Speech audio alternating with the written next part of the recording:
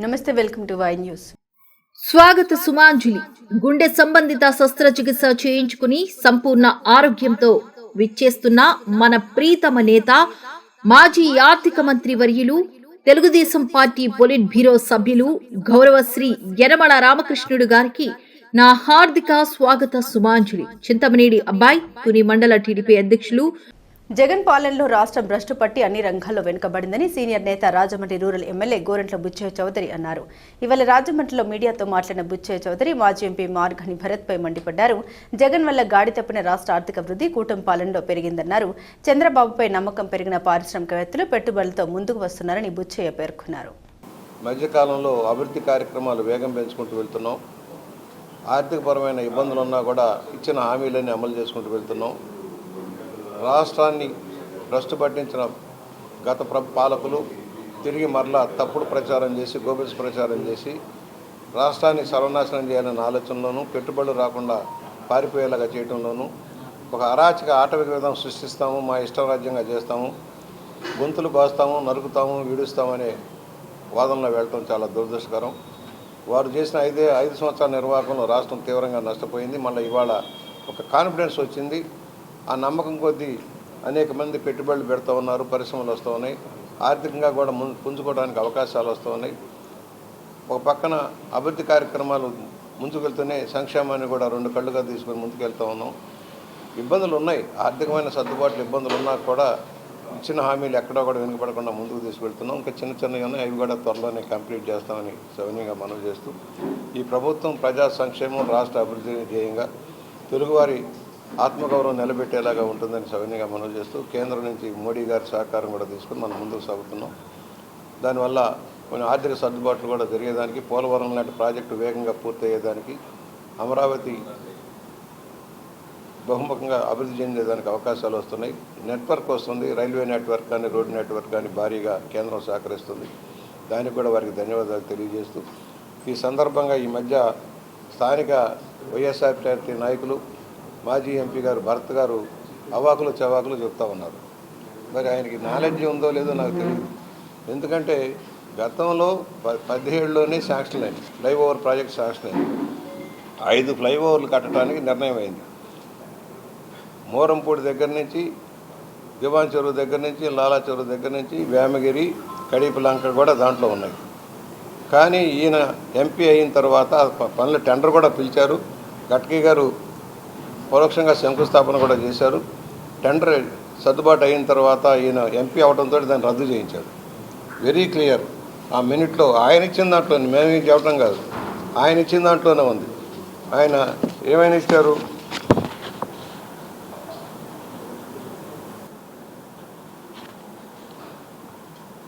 Seventeenth meeting LA committee held on 14/3/22.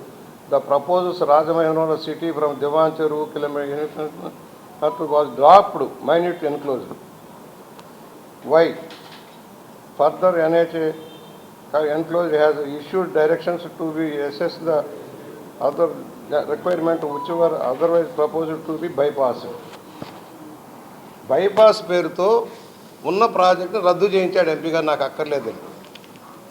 ఇవాళ అంటాడు నేనే శాంక్షన్ చేయించాను. బొమ్మూరు అసలు శాంక్షనే లేదు. బొమ్మూరులో అసలు శాంక్షన్ లేదు. మేము ఇప్పుడు అడుగుతా ఉన్నాం. మొన్న దివాన్ చెరువు ఆగిపోయింది, మోరంపూడి ఆగిపోయింది కాంగ్రెస్ పాలనలో.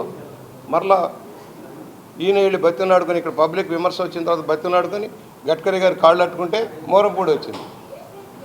మళ్ళీ మన ప్రభుత్వం వచ్చాక ఇవాళ దివాన్ చెరువు, వేమగిరి మొదలవుతోంది. ఎందుకు ఆపించావు నువ్వు? బైపాస్ తెచ్చావా? బైపాస్ ఎందుకు రాలేదు?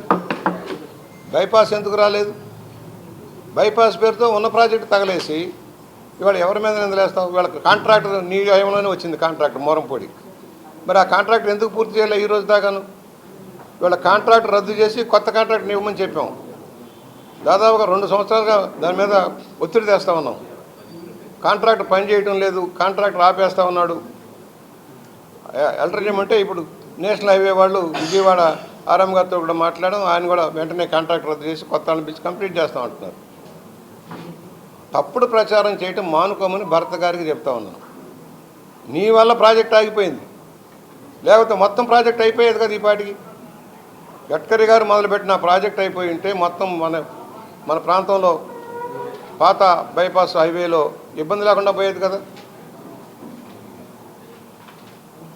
పరస్పర ఆరోపణలతో ఇక్కడే ఉంది, ఇదిగో జీవో నెంబర్. వేమగిరి ప్రాజెక్ట్ సంబంధించి టెండర్ ఎప్పుడు 15/10/18లోనే టెండర్ పిలిచారు. నేను పిలిచానంటే నేను చేశానంటాడు. ఏం చేశా, ఎందుకు రద్దయింది అది? 15/10/18లో tender construction of flyover at Morampudi junction 20,98,00,000 12 monthsలో కంప్లీట్ చేయాలని ఉంది. నువ్వు వచ్చాక ఎందుకు ఆగిపోయింది మోరంపూడి? ప్రమాదాలు జరిగిపోయినాయి అన్న, నీ వల్లే కదా జరిగింది. ఫ్లైఓవర్ ఎప్పుడు అయిపోయేది కదా. బాధ్యత కలిగిన వ్యక్తిగా మాట్లాడమని భరత్ గారికి హెచ్చరిక చేస్తా ఉన్నాడు. ఆయనకి ఏదో తెలిసినట్టుగా చెబుతా ఉన్నాడు రాష్ట్ర రాజధాని గురించి. ఏం తెలుసు నీకు వంకాయలు? రాజధాని సెల్ఫ్ ఫైనాన్సింగ్ క్యాపిటల్. నీ ముల్లే నా ముల్లే కాదు అది. రైతుల త్యాగాల వల్ల వచ్చిన భూమి. రైతులు ఎవరి కోసం వచ్చిందని మాట్లాడతాడు ఆయన. నోటికి వచ్చినట్టు అవాకులు మాట్లాడు. రాజధాని గురించి నీకేం తెలుసు? క్యాపిటల్స్. నీ నిర్వాహకం వల్ల ఇవాళ రోడ్లన్నీ చిందరవందర అవుతున్నాయి నగరంలో. స్మార్ట్ సిటీ పేరుతోటి రాళ్ళు రప్పలు పేర్చేశారు, లేచిపోతూ ఉన్నాయి. దేవి చౌక్ దగ్గర నుంచి పుష్కర్ ఘాట్ నుంచి కోట్ల రూపాయలు వృధా చేశారు. సుబ్రహ్మణ్య మైదానం దగ్గర నుంచి కంబాల్ చెరువు దగ్గర నుంచి. కంబాల్ చెరువులో మ్యూజికల్ ఫౌంటైన్ అన్నాడు. ఒక్కరోజు పనిచేసిందా? ఒక్కరోజు పనిచేసిందా? Who is responsible for all these things? అసలు మౌలిక సమస్యలు వదిలేసి బ్యూటిఫికేషన్ చేసాము. ఎవరికి కావాలండి? రహదారులు విశాలం చేశారు. ఎక్కడైనా ఒకటి జంక్షన్ ఇంప్రూవ్ చేశారు. జంక్షన్లో బడ్డీలు పెట్టేస్తారు. చచ్చి చెడి వెడల్పు చేసిన జంక్షన్లన్నీ మళ్ళీ కంజెస్టెడ్ అయిపోతున్నాయి, రోడ్లు ఆక్రమణకు గురవుతున్నాయి. ఇవన్నీ వదిలేసి అవాకులు చవాకులు మాట్లాడడం సరైనది కాదు. కంబాల్ చెరువులో కోట్లు తగలేశారు, సుబ్రహ్మణ్య మైదానంలో కోట్లు తగలేశారు, పుష్కరాలపేట దగ్గర నుంచి దేవి చౌక్ దగ్గర నుంచి కోట్లు తగలేశారు. నీటిపారుదల రంగం మీద దృష్టి సారించారా? కొత్తగా ఒక వాటర్ ప్లాంట్ అన్న కట్టారా? ఏం చేశారని? జలజీవన్ మిషన్ రద్దయిపోయింది, పని చేయలా. ఏం చేశావు ఎంపీగా నువ్వు?